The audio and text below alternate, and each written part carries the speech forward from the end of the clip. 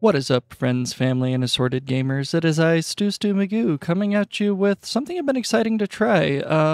This is in Minecraft Bedrock, the Dungeons and Dragons DLC release. Now, I am a huge Dungeons and Dragons nerd. I've been playing the game and dungeon mastering since like 2014, so coming up on I have like 9 years of D&D experience. This DLC I've actually been kind of interested to try. So I'm just gonna go ahead and hop right in and see what we get. So we'll create world. Allegedly.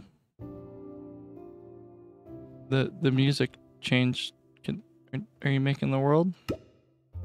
Okay, now it's doing it. It made the noise. It triggered the music to change, but nothing happened. Please do not change perspective. First person, don't hide the HUD. Okay. Understood. A render distance of 8 chunks or above is recommended.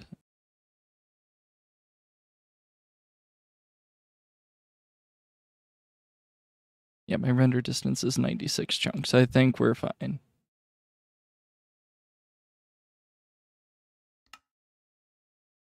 Oh, why is my custom skin gone? My custom skin is gone. Okay, we will...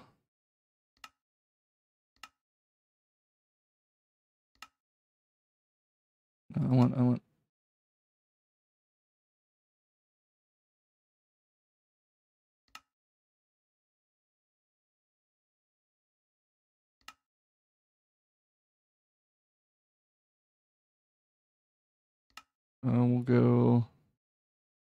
We'll go fighter. I'll equip my fighter skin. Weird that my custom skin is gone. Okay. Yep. Minecraft Dungeons and Dragons. Make sure your sound is turned up. Sometimes dialog boxes will not allow you to continue until a whole voice line is played because it's especially important information. Warning, this map contains flashing lights. I'm standing in the space. I'm gonna change perspective real quick. Super cool. Alright. I'll close that door behind me. Alright. Whoa. Use headphones for the best experience. That goes for you guys on YouTube. It's a dresser, it's a U-Haul box, winter clothes, Dungeons and Dragons, all those boxes. Can I see what they are?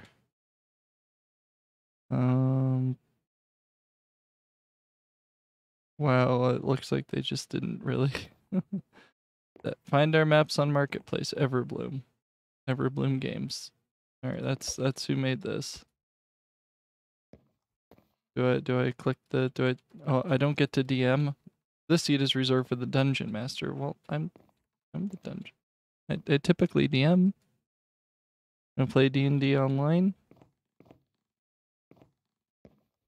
Can I sit here?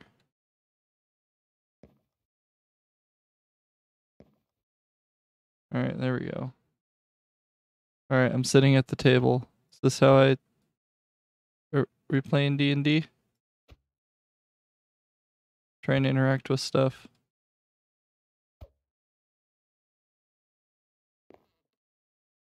Here's pizza, character sheet.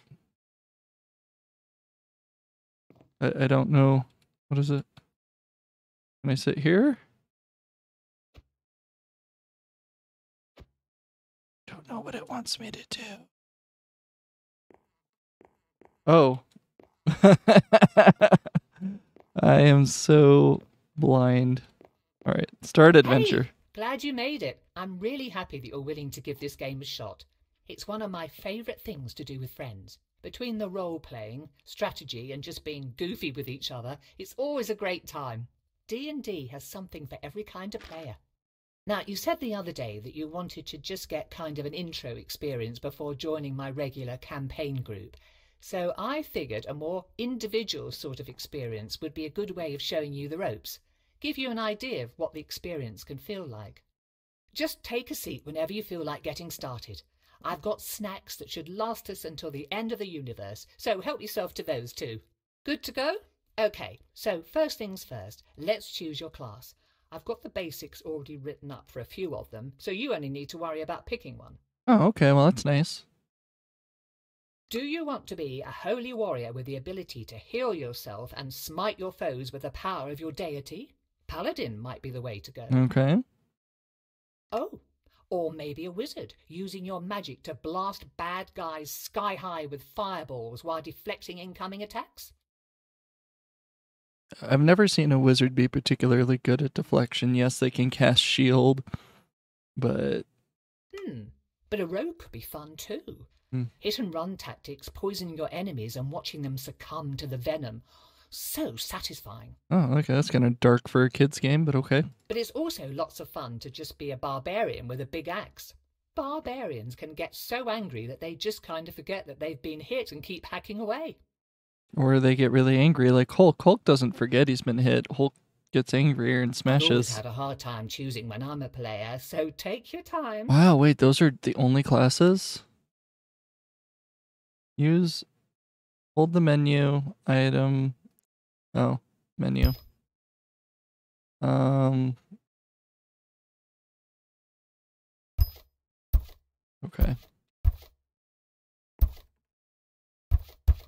We'll just go barbarian. I was kind of hoping to be a fighter, but we'll take barbarian.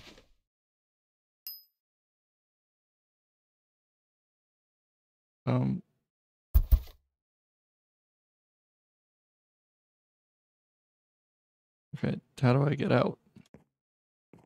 Shift? Okay, oh, there we go. Next, let's allocate your stats. You want me to explain how stats and dice rolling work in this game? For the benefit of my audience, sure. Stats determine what you're good at.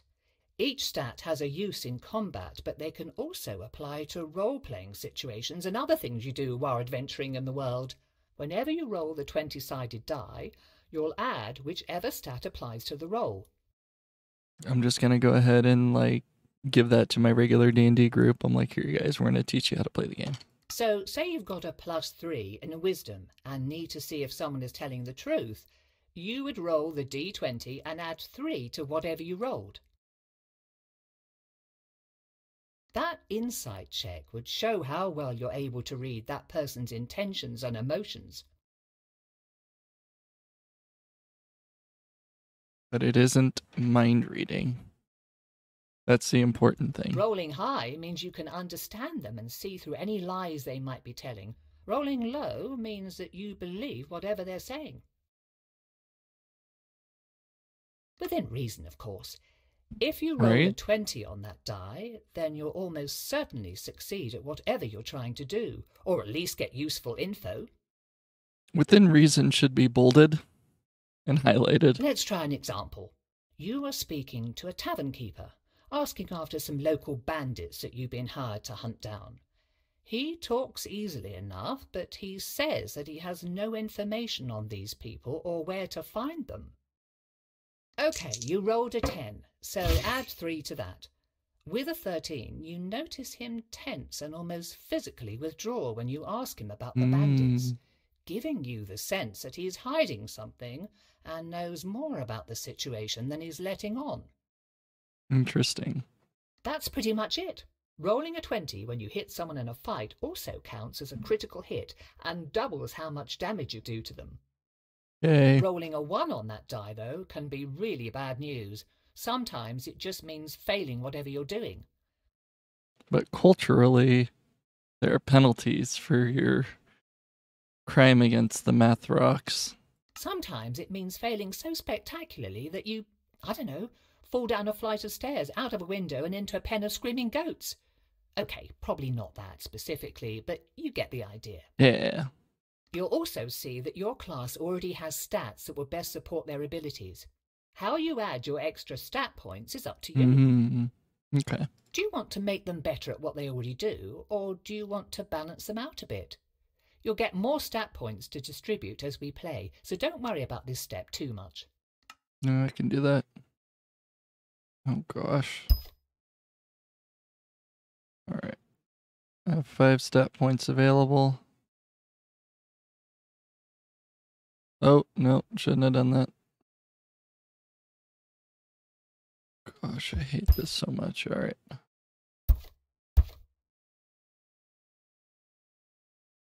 It's kind of dumb. All right, I have 5 stat points. I do like to get some charisma.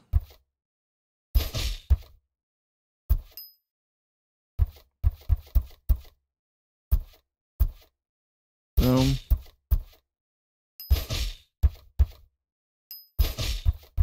Yeah, that'll be good. That should be fine.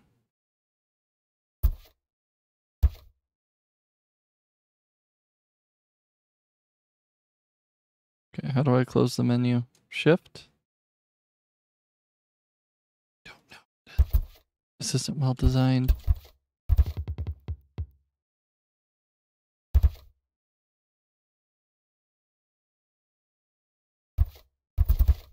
How do I... no.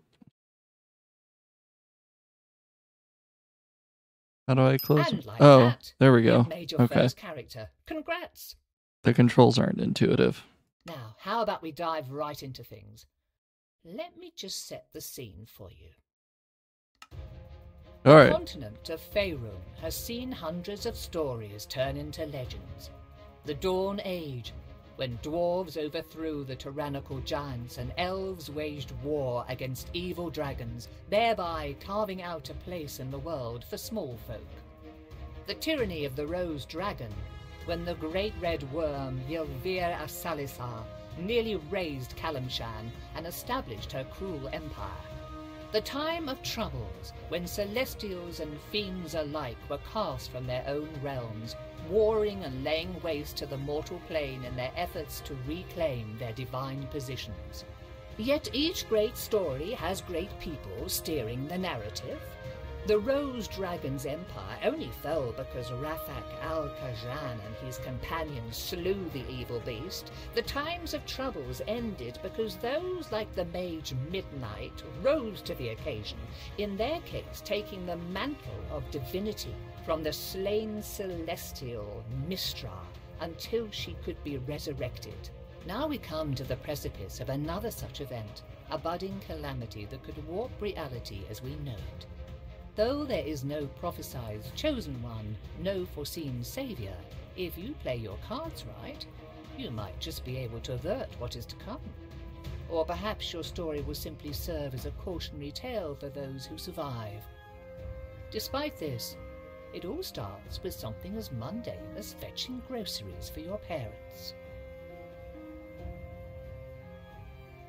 Ooh, alright, that's an opening.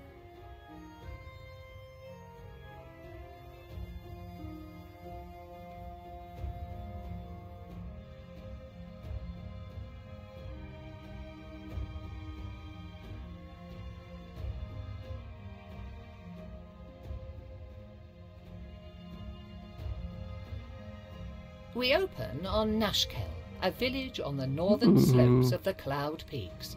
The late spring rains have abated, making the trek across town to deliver a commission for your father at least a bit less muddy. As you make your way back along the main street, though, it is hard not to notice that your otherwise quiet home is riddled with strained, whispered conversations. Nothing was wrong with my frame rate. That was just how it is. Alright. Can I break stuff? No, okay. Do I just have my weapon out at all times? I don't want to hit anyone. Guess I just have to walk where I'm told. Very open world in D&D of them. Standing behind his produce stand is Eric, one of the farmers living on the village's outskirts. You have known him for most of your life, though he is still young and smile lines have only just begun to crease the sides of his eyes. I don't think I've ever described an NPC in that much detail. Your father said you'd be along to pick up his purchase. I don't envy him his back problems, as if he didn't have enough to deal with already as a headman. Anyhow, here you go. I'm sure he appreciates having you around to do all the heavy lifting for him. Yeah, old age doesn't seem to agree with him. Yeah, well, it doesn't with most of us. If you're ever given the option of growing old, don't. What's everyone whispering about? I only caught a bit. Everyone's worried about the people who've gone missing. You probably already heard about Helsa not coming home yesterday. I guess I'm a girl. It didn't give me a chance to pick my gender at the beginning, so I guess we're a girl. That makes the 4th person in 2 weeks. The trackers looking for her haven't come back yet, but if it's anything like the other 3 disappearances, they won't find anything. Just way to walk into our conversation, thank you. People are real frightened. I can't blame them. Might be a good idea to not wander around on your own, even in town. No, I'm confident. I can take care of myself.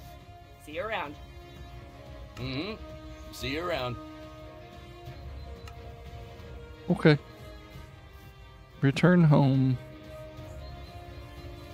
This is a cool place. I don't know if I have 15 gold, but sure. It's too expensive. I don't think we have any money or anything yet. I feel very... This isn't very open world of you. I mean, I'm of course trying to follow the DM's narrative here, but it would be nice to have like at least a little bit of freedom, a little bit of... You hear voices from inside your house. Uh-oh. Perhaps it is worth waiting and listening in. And I just heard about it this morning. Does anyone else know? I caught one of the trackers before he could go out to look for Helsa. He said he'd check it out while the trail was still warm, if there was one. But I don't know if he told anyone else first. We'll have to assume that he did. People are already starting to panic, and this will make it worse. I heard people at the market this morning talking about unfamiliar monsters. No one had seen the things themselves, but the rumors are bad enough. If this goes on, then you'll have a mob at your front door demanding answers. I'm surprised we haven't seen one already. You've got to get ahead of this. So what are you going to do about it? Give me a minute. I've got an idea, but I want to talk it over with Katra first. You're welcome to stay if you like. They should be back soon. Ooh, something shady is afoot at my house. But before we go check it out and look inside, I'm going to break the rules and change perspectives. Before we go inside the house, this has been Stu Magoo. Thank you so much for watching. We will continue the adventure next episode and see what's going on in our house. Bye.